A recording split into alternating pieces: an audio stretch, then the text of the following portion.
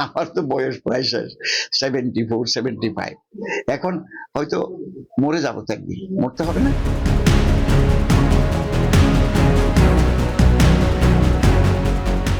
জীবনের ঝুঁকি নিয়েই চিন্ময় কৃষ্ণ দাসের জামিন চেয়ে আদালতে লড়বেন আইনজীবী রবীন্দ্র ঘোষ। সোমবার ব্যারাকপুরে এসে এমনটাই জানালেন তিনি। মৃত্যু তো একদিন হবেই, কিন্তু লড়াই চালিয়ে যাব। চিকিৎসার জন্য ভারতে এসে সাংবাদিকদের মুখোমুখি হয়ে বললেন বাংলাদেশের নির্ভীক আইনজীবী রবীন্দ্র ঘোষ। দুর্ঘটনার কবলে পড়ে পায়ের হাড়ে চোট পান আইনজীবী রবীন্দ্র ঘোষ। অস্ত্রোপচারের পর রুটিন চেকআপের জন্যই ভারতে এসেছেন তিনি। এপারে কোনো চিন্তা না থাকলেও বাংলাদেশের নিরাপত্তা নিয়ে চিন্তিত তিনি।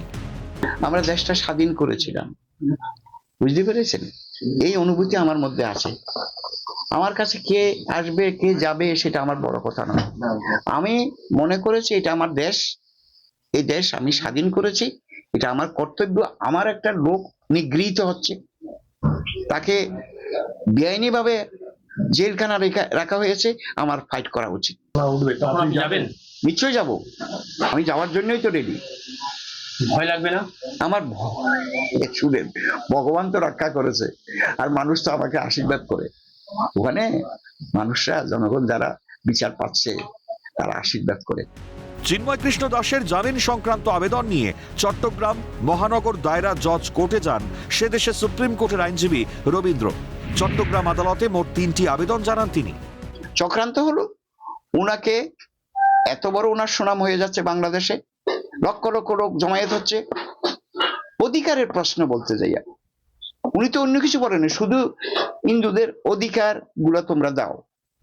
উনার 8টা পয়েন্ট, এই 8টা পয়েন্টে কিছুই নাই। এগুলো তো সাধারণ ব্যাপার, দিতে পারে। ইকুয়াল অপরচুনিটি উনি দাবি করলো কেন উনার উপর খড়গহস্ত? উনাকে বলা হচ্ছে সন্ত্রাসী। উনি কি সন্ত্রাসী কাজ করেছে বলুন তো? যে মামলায় চিন্ময়কে গ্রেপ্তার করা হয়েছে সেই মামলায় তার পক্ষে আইনজীবী হিসেবে লড়ার আবেদন করেন রবীন্দ্র ঘোষ, কিন্তু অশান্ত আবহে মামলার শুনানি হয়নি। চিন্ময় কৃষ্ণের হয়ে সওয়াল করতে গিয়ে আইনজীবী রবীন্দ্র ঘোষকে সেদিন শারীরিক হেনস্থার মুখে পড়তে হয়। ওখানে আমার সামনে বলে নাই, ওটা পিছনে বলেছে। ভারতীয় দালালরা হুঁশিয়ার হুঁশিয়ার, হ্যাঁ। তারপরে বলছে রয়ের এজেন্ট, ওখানে মেরে ফেল। পিছন দিক থেকে আমি যখন পুলিশে আমাকে নিয়ে যাচ্ছে, তখন পিছন দিক থেকে মানে এই সমস্ত স্লোগান। ঢাকা থেকে চট্টগ্রাম আমি মুভ করার সময় আমাকে কিছু লয়ার হেনস্থা করেছে। এখনো জেলবন্দি চিন্ময় কৃষ্ণ প্রভু।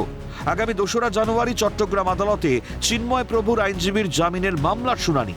রাষ্ট্রদ্রোহের অভিযোগে তাকে অপহরণের কায়দায় গ্রেপ্তার করা হয়, খারিজ হয় জামিনের আবেদনও।